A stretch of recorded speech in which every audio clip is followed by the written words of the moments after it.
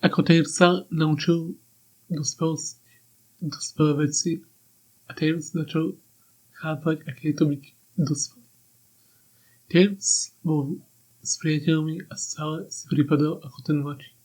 Proste ako dieťa v rodine, kde už všetci dávno vyrástli.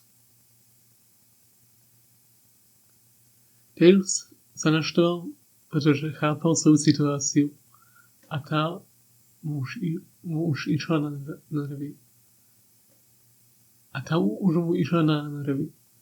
Chcel by aspoň raz vedieť, chápať dospelý humor a svoje veci.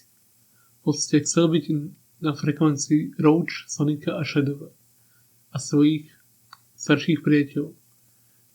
Ako si tak vykračoval,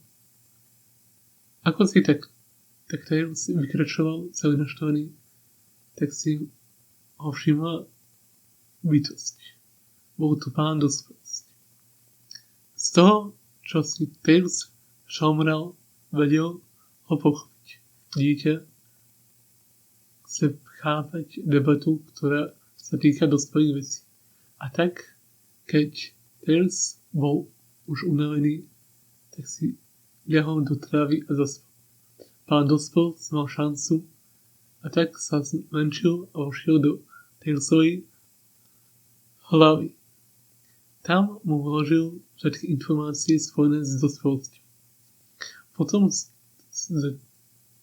jeho hlavy odišiel a Tails pokojne spal s rukami vzadu.